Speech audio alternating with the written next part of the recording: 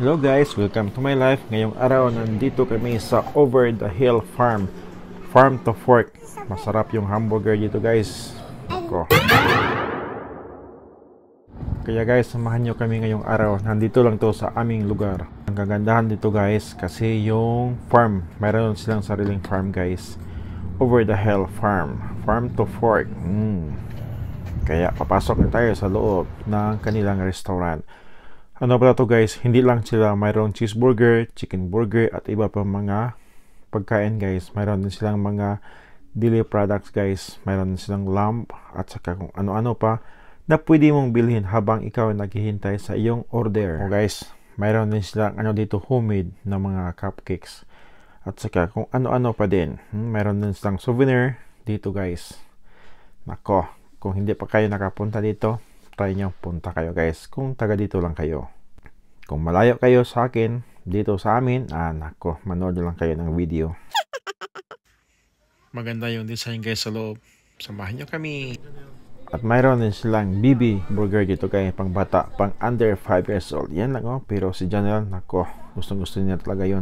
At saka yung kanilang condiments na sa didi ng baka guys. Oh, look at that. Ketchup, mayonnaise, at saka iba pa guys. Mayroon, i-press mo na yung didi, lalabas na yung ketchup.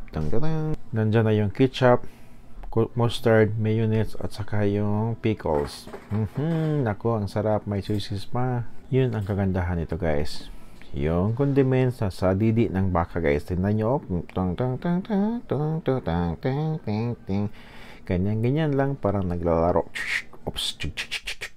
Yan, diba Samantha? Ang sarap na hamburger. Yay! Saka dito guys, pwede kang maglagay ng mga tomato, lettuce, kung ano-ano pang gusto mong ilagay sa iyong hamburger kasi mayroon silang parang bar ng mga toppings guys, pero hindi na kami naglagay ng toppings ngayon kasi gusto ko lang yung plain na cheeseburger. Nako, sobrang sarap guys. Makita nyo naman, yung kinapay maliit lang pero yung laman ng karne guys, nako, parang double, triple yung quality niya guys. At saka yung pang laki niya, sus, grabe guys, ang sarap pa. Ang sarap ng ketchup guys, tomato ketchup lang yan pero super sarap. Masarap din yung kanilang potato kasi galing pa mismo sa farm, nila guys. Give me. Yan, Janelle,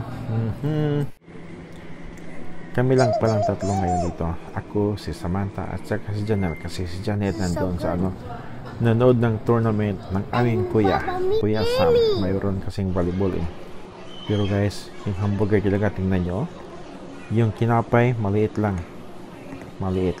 Pero yung hamburger, parang 4 times ang laki ng hamburger. Oh, sus ko. Yummy.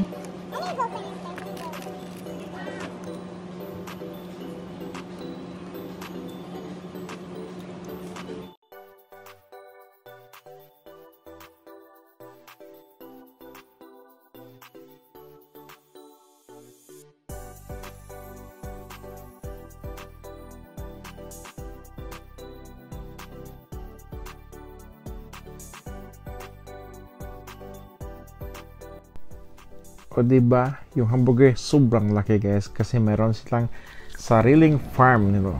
Tingnan yung washroom guys, tingnan nyo ano ang nakasulat. Busog kami guys dito.